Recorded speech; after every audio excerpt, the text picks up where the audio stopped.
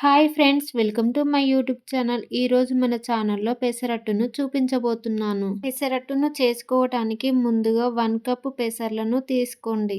పావు కప్పు బియ్యంను తీసుకొని వాటర్ పోసి 2-3 సార్లు బాగా కడిగి తీసుకోండి. ఇప్పుడు వాటర్ పోసుకొని మూత పెట్టి 4-5 గంటలు నానబెట్టండి. పెసర్లు బాగా నానాయి.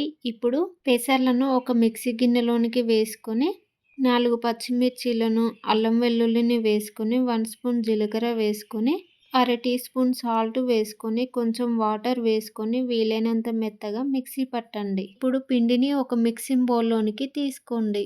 ఇప్పుడు మిగతా పెసర్లను కూడా మిక్సీ పట్టి మిక్సింగ్ బౌల్లోనికి వేసుకొని కొంచెం వాటర్ వేసుకొని నార్మల్ దోశలాగానే పిండిని కలుపుకొని మూత పెట్టి పక్కన పెట్టండి. పెసరట్టులోకి అల్లం చట్నీ చాలా బాగుంటుంది. అల్లం చట్నీ చేసుకోవడానికి ముందుగా గ్యాస్ ఆన్ చేసుకొని కడాయి పెట్టి 1 స్పూన్ ఆయిల్ వేసుకొని 1 స్పూన్ శనగపప్పు, 1 స్పూన్ మినపప్పు, 3 స్పూన్ అల్లం వేసుకొని 7-8 పచ్చిమిర్చీలను వేసుకొని కలుపుతూ 2-3 మినిట్స్ ఫ్రై చేయండి. పచ్చిమిర్చి ఫ్రై అయ్యాక 1 స్పూన్ ధనియాలు, 1 స్పూన్ జీలకర్ర వేసుకొని సన్నగా కట్ చేసిన ఒక ఉల్లిపాయను వేసుకొని కలుపుతూ ఫ్రై చేయండి. ఇప్పుడు కట్ చేసిన 2 టమాటాలను వేసుకొని మూత పెట్టి ఫ్రై చేయండి.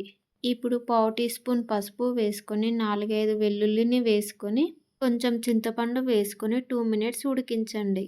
ఇందులోనే 1 స్పూన్ బెల్లం వేసుకొని గ్యాస్ ఆఫ్ చేసి చల్లారనివ్వండి. ఇవి చల్లారాక ఒక మిక్సీ గిన్నెలోనికి వేసుకొని రుచికి సరిపడినంత సాల్ట్ వేసుకొని కొంచెం వాటర్ వేసుకొని మెత్తగా మిక్సీ పట్టండి. ఇప్పుడు ఒక బౌల్లోనికి తీసుకోండి. మీకు కావాలనుకుంటే పోపును కూడా పెట్టుకోవచ్చు. అంతే, అల్లం చట్నీ రెడీ. ఇప్పుడు పెసరట్టు చేసుకోవడానికి ముందుగా గ్యాస్ ఆన్ చేసి పెనం పెట్టి పెనం వేడయ్యాక కొంచెం ఆయిల్ వేసుకొని ఉల్లిపాయతో స్ప్రెడ్ చేయండి.